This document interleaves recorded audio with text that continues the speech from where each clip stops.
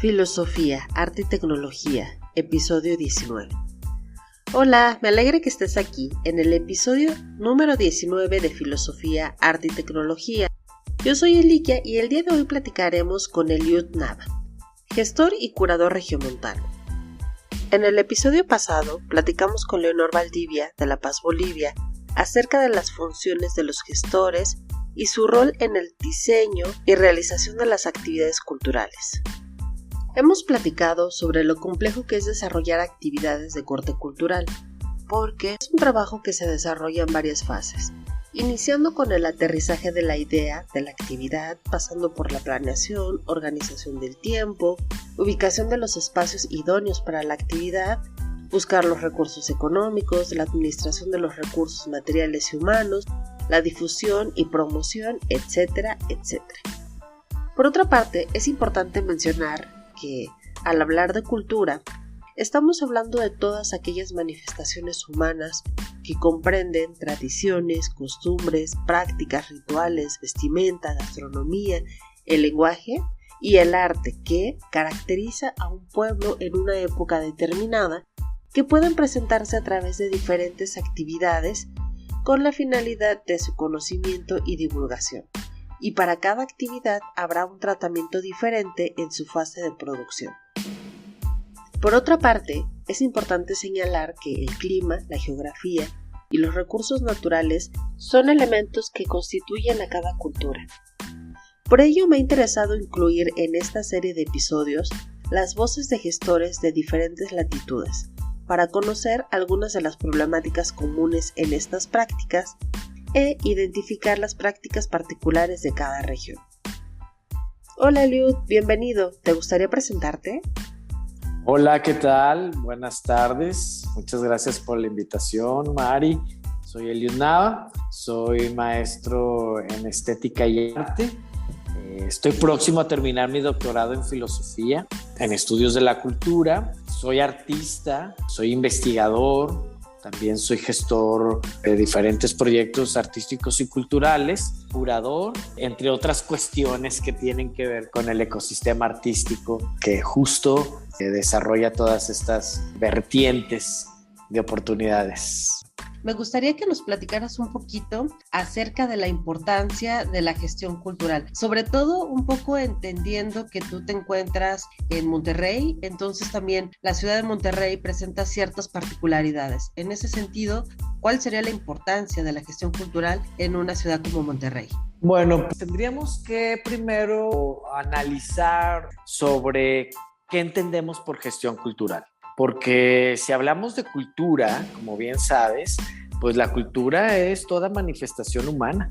O sea, puede ir desde las leyendas, la idiosincrasia, el imaginario, lo identitario, la comida puede ser un aspecto cultural, el arte también pues pertenece a la cultura. Es decir, la cultura es la manifestación humana por excelencia. Entonces, si habláramos desde gestión cultural, pareciese es aquello que tiene que ver con, de alguna forma, organizar, difundir, producir, presentar aquellos elementos que tienen que ver con lo identitario, con el imaginario de una sociedad. Entonces, bueno, ¿cómo podríamos entender eso aquí en la ciudad de Monterrey?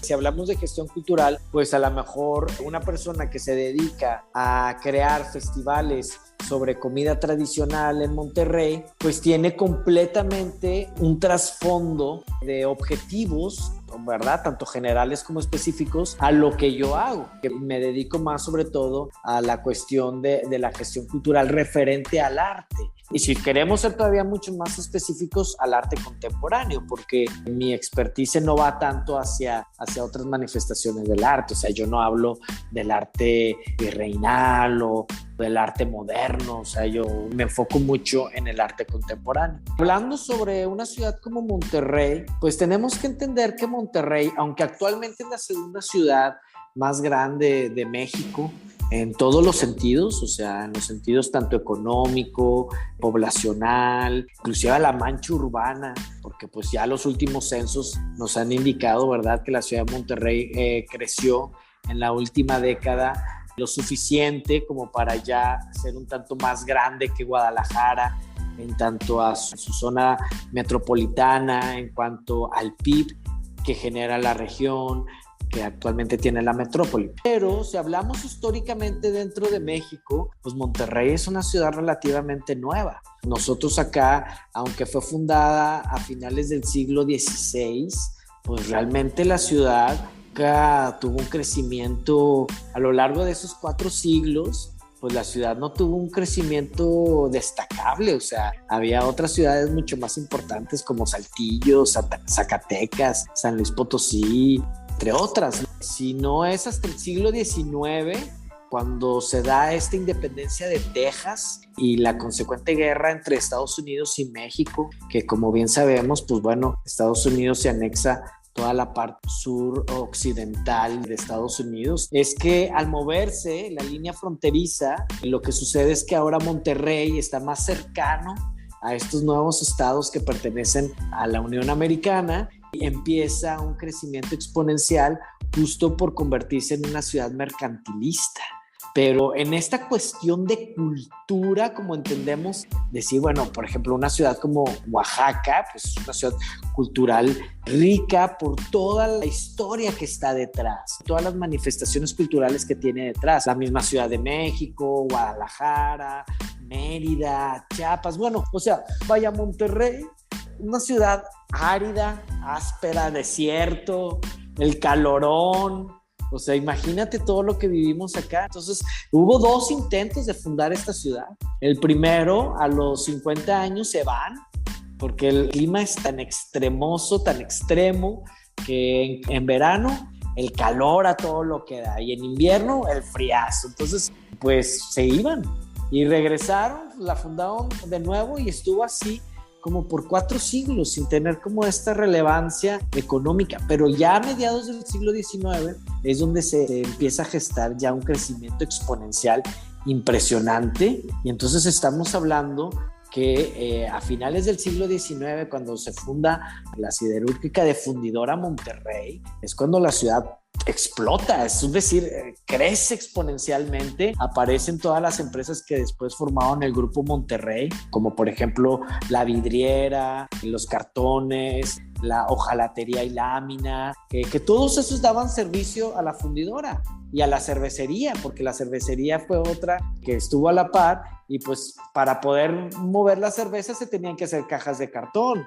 para poder ponerle la corcholata a la cerveza se tenía que hacer hojalatería y lámina, para poder envasar la cerveza pues se tenía que hacer las botellas de vidrio. Entonces la ciudad de Monterrey siempre ha tenido como idiosincrasia, como identitario, como imaginario, lo industrial, el trabajo, la idea de seguir en lo laboral. A través de la cultura del trabajo es que el regiomontano se forma, y el trabajo aquí, el trabajo allá. Entonces, hablar de cultura era hablar de la identidad del trabajo. Por lo tanto, aquellas manifestaciones que tenían que ver, por ejemplo, con la literatura, con la música, con las artes plásticas, con la escultura, la pintura, el dibujo, todas estas manifestaciones que tenían que ver con las distintas artes, con las disciplinas artísticas, pues no eran muy atendidas. Nuestros artistas tenían que emigrar hacia otras partes de la República, como la Ciudad de México, como Puebla, como Oaxaca y otros estados. Entonces aquí realmente hablar de una gestión cultural en un Monterrey en donde empiezan a aparecer hasta mediados del siglo XX las escuelas ya un tanto especializadas en arte, porque no existía una Academia San Carlos o una academia tal o la academia, la más antigua es la Carmen Romano, la que hoy en día llamamos la Escuela Superior de Música y Danza de Monterrey. Pero hablando de la visualidad, no existían academias, no existían escuelas que enseñaran sobre todo eso. Entonces estamos hablando de mediados del siglo XX. Por lo tanto, Monterrey tiene una peculiaridad, una singularidad en la que normalmente el arte contemporáneo es más fructífero, por decirlo así. Se da tanto más en nuestro estado, a diferencia de los estados vecinos, por el mismo hecho de su noble acercamiento a las artes, ¿no? Entonces, hablar sobre eso aquí en esta ciudad es tratar de romper de poco en poco ese imaginario del trabajo, ese imaginario de la construcción, de laboral, y decir no. El espíritu humano también se construye por el disfrute de la contemplación estética, por el disfrute del arte, por el disfrute de estas manifestaciones que son ciertamente expresivas e intelectuales del ser humano. Entonces, en eso consiste el hacer gestión cultural en Monterrey. Pareciera que justamente por esta razón que comentas, donde Monterrey pues pertenece a un contexto donde la principal actividad es la industria, parece entonces que se vuelve más necesaria aún la labor de los gestores para ayudar precisamente a difundir la producción artística local, pero también parece importante entonces llevar a cabo actividades de formación de público, ¿no es así? Así es. Sí, también estamos hablando de una región en donde, a ver, el fútbol tiene una presencia impresionante. Digo, cabe señalar que yo no estoy en contra del fútbol ni nada por el estilo, al contrario, creo que es otra manifestación cultural tal cual. Pero está, por ejemplo, ese rango de la noción en la presencia de estos equipos de fútbol tan fuerte como los Tigres y los Rayados. Está también esta noción de la carne asada, que pues es parte cultural, volvemos a lo mismo, son manifestaciones culturales. Está esto del capitalismo, de ir a un centro comercial a resguardarnos del calor, pues la compra en los centros comerciales o otras actividades similares, pero ¿dónde está eso de el arte?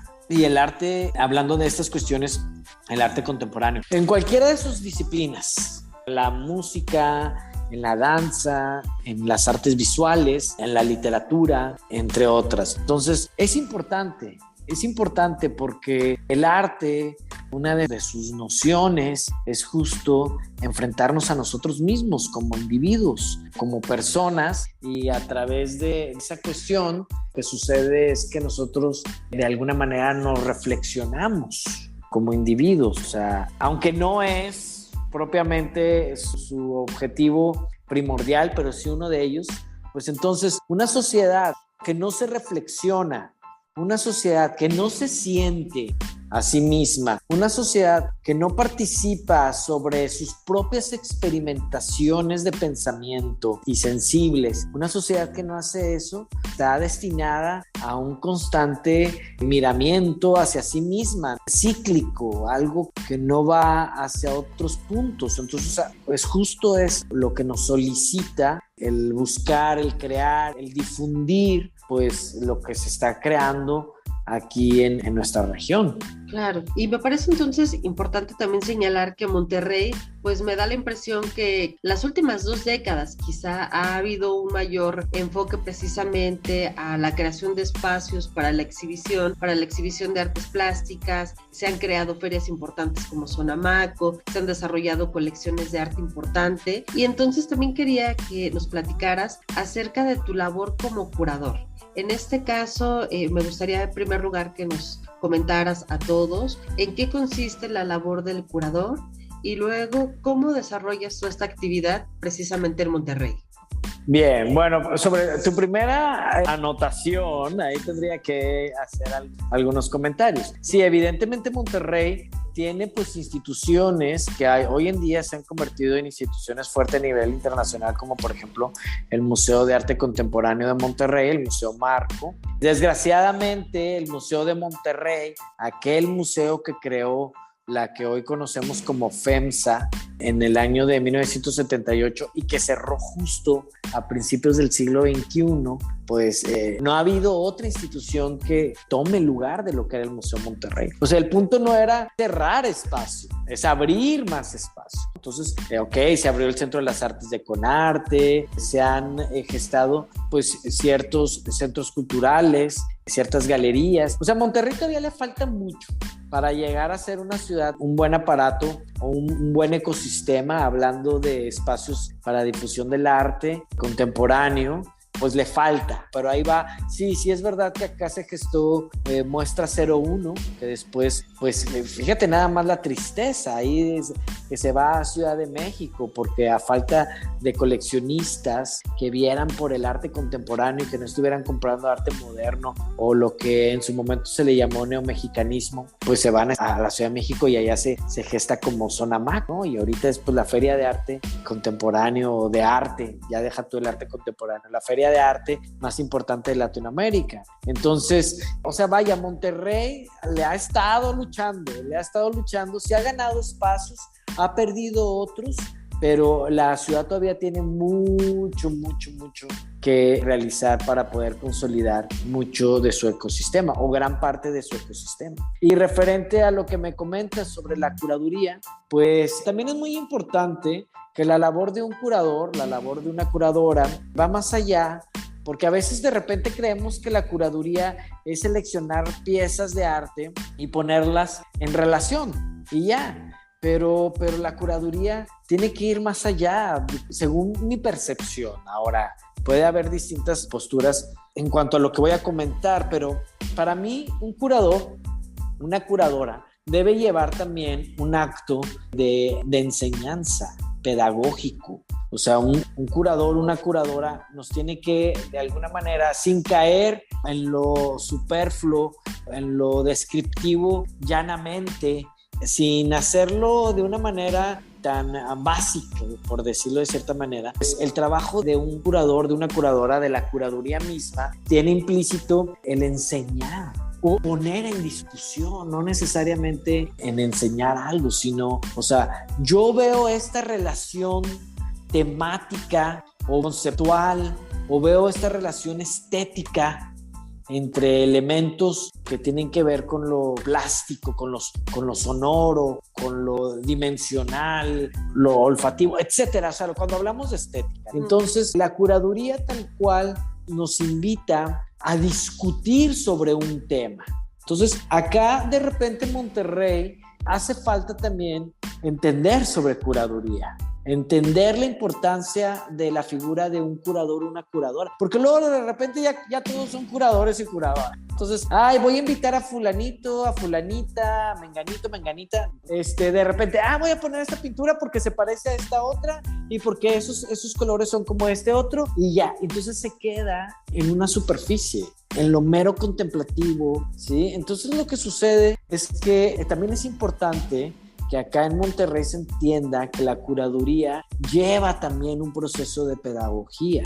Entonces, por ejemplo, actualmente se acaba de inaugurar, va a estar hasta el 11 de septiembre, una exposición en la nave Generadores, en el Centro de las Artes, que pertenece a Conarte de aquí de Nuevo León, aquí en la zona metropolitana de Monterrey, una serie de proyectos individuales de artistas de mediana carrera que le llamé Estéticas en Revolución. Entonces, yo acá lo que hago es poner en una relación clara una de las estrategias del arte contemporáneo, que es producir proyectos artísticos bajo la relación entre arte, ciencia y tecnología, en donde comento cómo los artistas, de alguna manera, una de sus estrategias es utilizar metodologías científicas de disciplinas como la sociología, la antropología, la biología, la física, la acústica, la robótica, la informática, entre otras, cómo estas metodologías que pertenecen a la ciencia pueden, a través de herramientas tecnológicas, producir arte. Entonces, ahí hay un elemento pedagógico detrás, porque entonces pongo en análisis o cuestiono a aquellas personas que no son especialistas en arte contemporáneo, ¿cuál es tu noción de arte? Entonces, al hacerles esas preguntas, pues la persona que vaya como espectadora a observar esta serie de trabajos, lo que busco es cuestionarle y que piense y que diga, entonces un robot puede hacer arte. ¿Por qué un robot puede hacer arte? ¿O por qué las estrategias de la etnografía, con el levantamiento de datos, con la interpretación de datos, cómo eso se puede traducir en arte o cómo se presenta en arte? Entonces, para mí es muy importante entender y explicar también y comentar, compartir la importancia de entender que la curaduría también es un ejercicio, ¿sí? Es un ejercicio dentro de las instituciones del arte que implica un estudio y que no es algo que de la noche a la mañana ya amanecí siendo curador. o amanecí siendo curadora, ¿no? Entonces, también es importante que en una ciudad como Monterrey, de repente hay que profesionalizarnos para después desprofesionalizarnos, ¿sí? O sea, primero es como cuando quieres pintar así, naif, primitivismo en la pintura, que de repente llega la gente y dice, eso lo puede hacer un niño, no, eso yo también lo puedo hacer, y es, bueno, mira, para que la pintora o el pintor lleguen a esos niveles, tuvo primero que aprender sobre la técnica, sobre la pintura misma, sobre la historia de la pintura, para después desaprender y crear eso. Entonces, lo mismo sucede acá, ¿no? O sea, tienes que profesionalizarte para desprofesionalizar, tienes que especializarte para después romper con tu especialización y buscar una experimentación. Entonces, muchas veces, lo que sucede acá en Monterrey es que nos falta eso, esa conciencia de ahondar, de fortalecer todos esos temas y a partir de ahí ahora sí ponernos en diálogo primero con nosotros mismos y luego con aquello que está fuera de nuestra región. Porque algo que sucede con Monterrey es, nos reímos a veces, pobre Monterrey en un desierto total. Es un desierto climático, un desierto de pensamiento de repente, un desierto, o sea, algo áspero, ¿no? O sea, no es lo mismo, por ejemplo, en el centro de la República y en el sur de la República donde emana eso. Acá también, pues volvemos a lo mismo. A ver, es que cultura, todo esto que dijimos, ¿no? Sin embargo, Monterrey es como si estuviéramos en un polo alejado. Estamos alejados del centro y del sur de nuestro propio país. O sea, estamos alejados, o sea, lo más cercano que tenemos es Texas. Y Texas está igual que nosotros porque pues pertenecíamos al mismo rango. O sea, Coahuila, Nuevo León, Tamaulipas y Texas es una misma zona imaginaria, identitaria. Entonces de repente es como que estamos a 1000 kilómetros de algo. Eso es algo que cuando nos reímos de eso, ¿no? Decíamos, estamos a 1000 kilómetros de algo. Entonces es algo impresionante. Entonces, claro, si ya estamos tan encerrados de repente en nuestras propias metrópolis, o sea, lo que sucede es que a veces nos falta salir un poco de esto y entrar en diálogo primero con nosotros mismos y decir, hey, es que este no es el ombligo del mundo, del ombligo regiomontano, y entender esa cuestión. Que también le sucede a los de la Ciudad de México y otras metrópolis, ¿verdad? Pero bueno, estamos hablando desde Monterrey. Excelente, muy bien. Pues me gustaría que nos compartieras finalmente alguna de tus experiencias, quizá más satisfactorias, precisamente desarrollando tu labor como gestor o como curador. Bien, a ver, como nosotros tenemos muchos años de conocernos, pues tú sabes que yo tenía un espacio independiente de arte llamado No Automático, un espacio que duró 12 años acá en Monterrey, en donde yo a través de ese espacio pues gesté mucho de mi actividad actual como curaduría, museografía, gestión de proyectos, inclusive cuestiones de enseñanza. Actualmente tengo otro proyecto independiente que se llama Transliterado, y Transliterado, además de todo esto que acabo de comentar, extiende sus líneas de acción hacia una editorial independiente, hacia análisis más concisos de textos y ensayos académicos. Por eso mismo cambia de nombre y por otras razones. Eso implica esa noción de crear como mucho que tiene que ver con la educación. Bueno, pues como bien me lo mencioné, pues yo soy el director de la Escuela Adolfo Prieto de Conarte. Entonces, ¿qué puedo yo decir de lo que he aprendido en mi carrera, en mi trayecto? Es la importancia de siempre estar explorando y siempre estar experimentando. Y con respecto a la curaduría, para mí eso es muy importante. A mí me gusta mucho conocer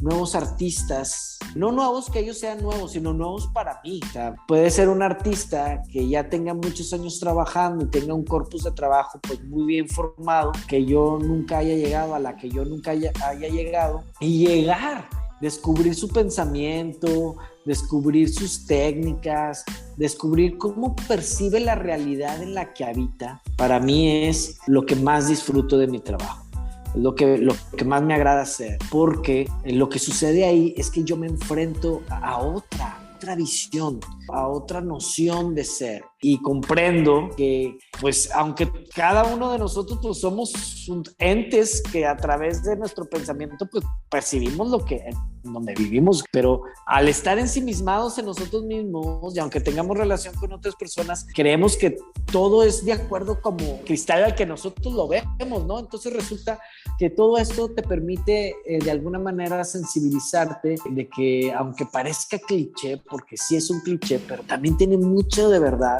es que cada persona evidentemente tiene que decirte algo de la realidad en la que habita. Y cada una de esas nociones, si tú le sabes rascar, vas a descubrir algo.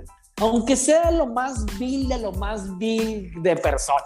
Ahí también le conoces algo, ¿sí? Entonces, para mí eso es fundamental en la curaduría, porque lo que yo intento con mis proyectos curatoriales es tratar de llegar a esa persona que no conozco. Entonces, al pensar eso, digo, a ver, si yo fuera un ente completamente diferente a mí, ¿cómo entendería esto? Es muy difícil porque te tienes que desaprender, o sea, tienes que romper contigo mismo y decir, bueno, es que yo lo vería así, y no, es que lo estoy viendo como sería yo. ¿Cómo podría yo lograr todo eso? Y eso me permite estar en constante resignificación o intentar, porque mira, la verdad es que lo logro muy pocas veces, pero bueno, aún así, como quiera, está ahí, ¿no? La intención. Claro. Bueno, pues me agrada mucho este enfoque porque coincido bastante con que el curador tiene muchas cosas que aprender y que siempre está en constante búsqueda, y también entender que para realizar un trabajo curatorial es necesario aprender de muchas disciplinas, no solamente saber de arte, sino tener esta posibilidad para investigar otras áreas del conocimiento, y que también es un trabajo creativo porque se busca cómo presentar a las obras de manera atractiva, de manera comprensible para el público. Finalmente un curador pues también es un mediador entre la obra, el artista y el público, y también parte de su trabajo es ayudar a crear una experiencia enriquecedora para el público. Exactamente, sobre todo eso que dices, ¿no? Una experiencia estética e intelectual, ¿no? Bueno, aunque si nos vamos a la teoría de la estética, diría, bueno, la percepción por sí misma es pensamiento. Y es verdad, entonces, qué bonito eso que dices, ¿no? Una experiencia enriquecedora para todos. Muy bien, Eliud, pues muchas gracias. No sé si quisieras brindarnos alguna reflexión final acerca de esto que hemos comentado. Pues nada, que vengan a Monterrey. Fuera de broma, es fundamental, efectivamente, que todas las manifestaciones artísticas y culturales cada vez tengan más y más cabida en nuestros ejercicios cotidianos, porque bajo este nivel de individualismo, de hipercapitalismo, bajo esta noción cada vez más conflictiva entre los seres humanos, o sea, yo realmente pienso que si nos sensibilizamos más a través del arte y la cultura, vamos a ser mejores personas. Entonces, evidentemente, hace falta mucho de esto. Entonces, y no quitar el dedo de renglón a todas las personas que se dedican a la curaduría, a la gestión cultural, a la producción, a la difusión. Ejercicios como este que haces, Mari, la verdad, pues son súper importantes porque, pues, es un granito de arena que necesitamos definitivamente para ser mejores personas. Así es. Pues muchas gracias, Eliud. Te agradezco por tu tiempo y por tus palabras. Y bueno, pues ya saben, están invitados a conocer Monterrey, sus bellísimas colecciones. Y bueno, pues nos vemos en la próxima. Chao. Así es, bye.